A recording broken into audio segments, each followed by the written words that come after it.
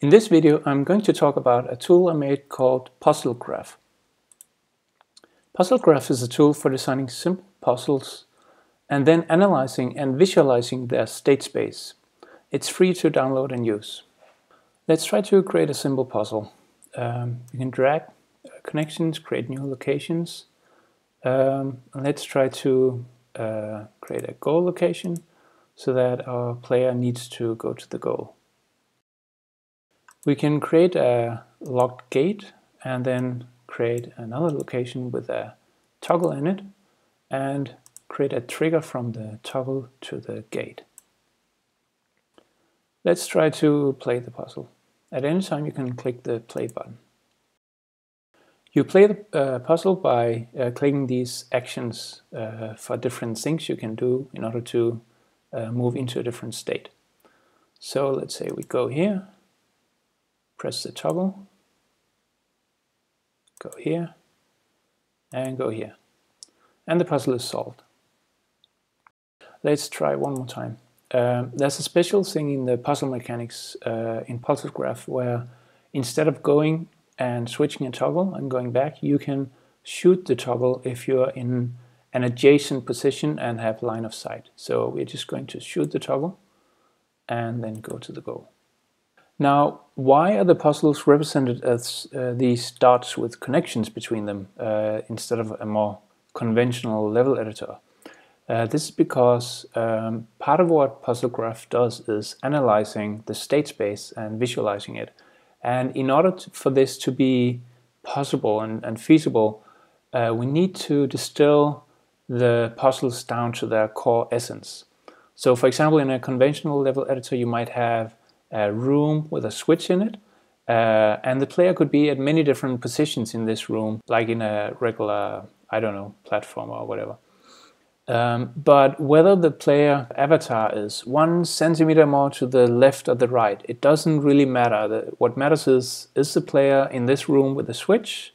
Does the player have access to that room, or is the player in some other location where there's no access to the switch? So instead of modeling these spatial details, we just simplify things and represent it in a symbolic way where each location is just a dot and either the player is in that location or is not. So let's go to the interesting feature. If you click this button, Show States, you get a different graph. This one is created automatically. And this shows the different states in the puzzle. Let's try to restart again. So this is the start state. And it's blinking, showing its current position, and the white thing is showing it's a start. And the gold state is the one over here. So if we go here, now we're in this state. If we press the toggle, this is a different state now. So now we're in this state. Going back, we're in this state, and we could have taken a shortcut just by shooting the toggle instead of going there and switching and going back. But now we're in this state, and then if we go here, we're in the gold state. Now let's try to create a puzzle from scratch while we are viewing the gold state. So again, let's create a goal. Now we have 2 states because the player can be either here or there. Then let's create a locked door gate. Now there's only 1 state because the player cannot go to the goal. Then let's draw a new location. We have 2 states. There's no way to get to the goal. And let's add a toggle. Now we have 4 states because the player can be in 2 positions, and for each of those the toggle can be in 2 states too. And let's create a trigger from the toggle to the gate. And now you can actually get to the goal. Now we could create one more node and another toggle. This creates a lot more states, but this is not very interesting. Let's make a gate to the first toggle that's locked. We're down to 4 states. And then let's create a trigger from this one, this toggle to this gate. Okay, this is a simple little puzzle. Let's try to play it. We can shoot this toggle took a shortcut over here. Then we can, now this gate is open, so we can shoot this toggle, and we're over here. We can see that there's actually two different goal states. There's one here and there's one here. So that there's two different states that are solutions to the puzzle. Why is that? So one is if we go here to the goal. That's this one. But the other one is if we shoot this toggle and then go to the goal. That's a different state. Now it's the same, I mean, you reach the same goal, but the entire state of the puzzle is a different state now because this toggle is different and this gate is different. So it's a different state than this one. And sometimes this is inconsequential. It doesn't matter for the puzzle, but the computer doesn't know if two different solutions are really, if it matters that they're different or not. But you can often quickly see it by trying out the different things and using the state graph as a guide to help being aware of different things.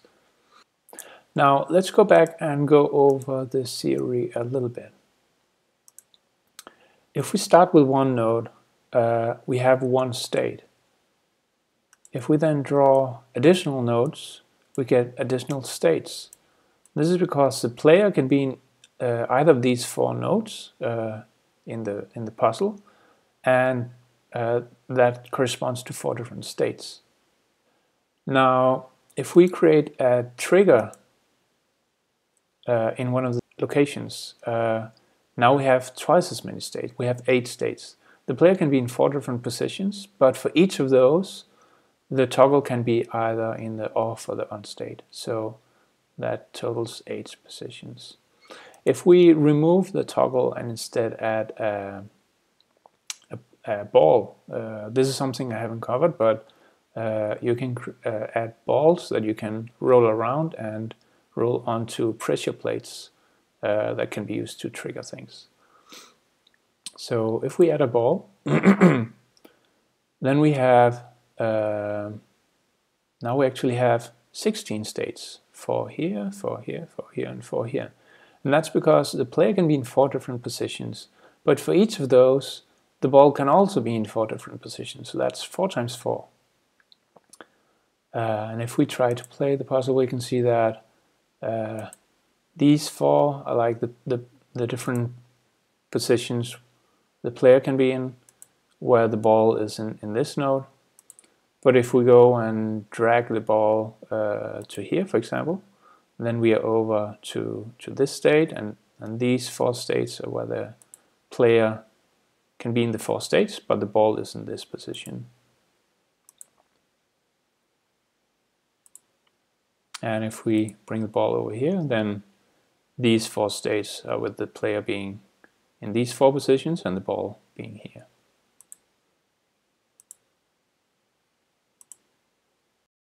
Let's try something else. If we delete this connection, then we're back to 2 states. Now the player can be in 2 different positions, but the ball can also be in 2 different positions. So why is there only 2 states and not 4? This is because the player cannot reach the ball, so there's actually no way to drag the ball to the other position. And the state graph only shows states that are actually reachable the way the puzzle is constructed. So every theoretical state that is not reachable is not included and not shown. Now let's try to create a puzzle with a fail state. So we start again creating a goal, and let's create a pressure plate and a ball that can be dragged onto it. We already have a solution now, actually multiple solutions. I didn't create the gate, right. So let's create the gate and add a trigger from the pressure plate to the gate. But let's make it more interesting. So let's say we want the ball can be rolled this, it goes the wrong direction. This way. The ball can only be rolled this way, and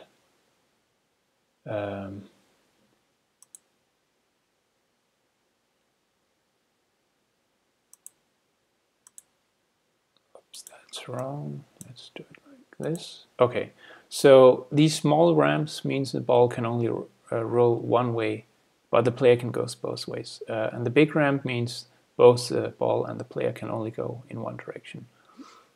So in this case, the player can just go over here and roll the ball over here, and that takes us to a solution. Let's try that. So player can go here and bring the ball here. That opens the gate, and then we can go to the goal. But alternatively, the player might go here and drag the ball over here. And this was a one-way edge. The ball cannot be taken back again, and the ball can also not be taken over here. So it's actually impossible to ever solve the puzzle now in this from this state we're in. And the player would need to restart the game in order to be able to solve it. And this is marked in the state space graph with the use of red nodes. Red nodes mean that if you're in a red node, you can never reach a goal location from that point on. Actually, some of these connections are one-way connections. You can go from these states to the red node, but you cannot go back. I should visualize that with arrows, I think, but I haven't gotten around to that yet. So now, I mean, the player can go around in these red states, but cannot really ever reach the goal. And this is interesting. So in this case, it's fairly trivial to see, but in a more complex puzzle, it might not be completely intuitive whether there's accidentally in the design a way to get stuck. I think this is particularly interesting because for some games it's okay to restart a puzzle in order to be able to solve it, but other games strive to never have that. They don't have the concept of restarting or resetting, and they strive to just create an experience where the player can never get into a stuck state, but will always be able to reach the goal no matter what state they've gotten into. And a tool like this can help analyze and visualize whether there's any way to get into these stuck states. Now let's try to have a look at some other puzzles.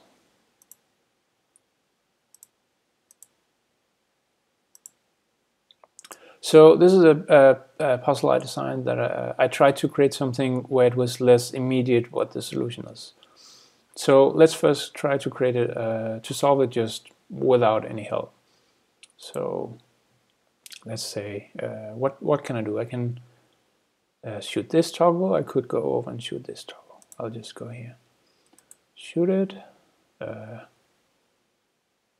what then? Then I can go here and now shoot this one, and that close this one but open this. So I go here, go here, go here, but there's nothing I can do except shoot this one, but that's the one I just shot before, so that would just be going back to a state I was in earlier. Okay, so let's try to restart. If instead I shoot this toggle, then now let's see, there's one thing I can do. I can shoot this one, and I guess the only thing I can do is shoot this one, and now I can only shoot this one and go back and shoot this one, and now I can go to the goal. So at each step, I mean, in the beginning I could make a choice about which one to shoot, but after that there was never any real choices. There was only one thing I could do at each point. So if we look at the states, this is visible in the states. The starting position is here, and then each one of these like bumps is that you can go switch a toggle and go back, or you can just go directly and shoot it instead. So you have an actual choice in the beginning, and depending on that you might be led down what is it, dead end, or you might be led directly to the goal. And I think looking at this state space, I mean, looking at the puzzle, I would not have been able to tell that there was only these two roads really. that's very hard to figure out just based on looking at all these switches and doors. And but looking at the space, the state space, it's very easy to see. And I think this actually shows that this is probably not a very good puzzle, because depending on almost random luck in the beginning, you either just led directly to the solution, or you led to a dead end, and then you have to trace your steps back and then do the other thing. So probably not very satisfying to play. Let's have a look at a different puzzle. So this one is my favorite one. It's actually a real proper puzzle. It is inspired by a puzzle in the game Lara Croft and the Guardian of Light. I adapted it to this PuzzleGraph format, but it's virtually one-to-one with the single-player version of that puzzle. This puzzle is actually a little bit tricky. I'm going to play it just to show what it's about. So there's these pressure plates again that you need to roll balls onto. And there's some new elements. There's these holes in the floor. You cannot step onto nodes that have a hole in the floor. But if you trigger them to close, then you can walk on them. There's also another thing. There's this connection, which is a line of sight connection. You cannot walk along it, but you can still shoot adjacent toggles via this connection. So I can shoot this toggle, and it controls both doors. So now this one's closed and this one's open. I'll go here, bring the ball over here. Well, now this one's open again, but this one is closed. So go over here, over here, over here. Should I guess I should press it, probably, yes. Now I can go over here. Okay, so I have access to this ball now, so I can go and fetch it, but there's probably nothing I can do. So let's instead go and bring both the balls in here. And then I cannot get through, but I can go back and then switch the toggle. And now I can go here and grab one of the balls and bring back here. And now they're both closed. So now I can go to the goal. So that was it solved. It looked maybe easy now, but in the real game it actually took me a little while to solve it. We can see in the state space graph that there's many different dead ends. There's like a dead end with different branches here and here and here and here and one here. So there's a lot of ways to get like partially into states that are not really on the road to the solution. And I think there's a correlation between, like, you can visually see this, and you can also feel when you play it that it's not immediately visible what is the right thing to do. And you have many things you can do at any point. We can also see there's two different goal states. Why is that? Let's try to go back. If we shoot this toggle, then the toggle and the doors are in a different configuration, and we can still go to the goal. So that's it. That's the other goal. It's just that you're still in the goal, but the toggle and these doors are different. And we can also see there's no failed states. Now, with this tool, you can create your own puzzles, analyze them, play around with it. It's mostly a proof of concept. I mean, you can only create a very specific kind of puzzles with this. Maybe it just happens to be useful for your game, but probably not. So it's not that I think you can use this for actual design work for your own puzzle games, but I think that it's interesting to play around with and be able to see these puzzle state graphs and get maybe a better understanding of puzzles in general, of maybe what is the correlation between what does the state space look like and how does the puzzle feel to play. and I think it can help us think about how puzzles work. So that's it for now. Give PuzzleGraph a try if you like. If you create some nice puzzles with it, I'd love to see them. Thank you for watching.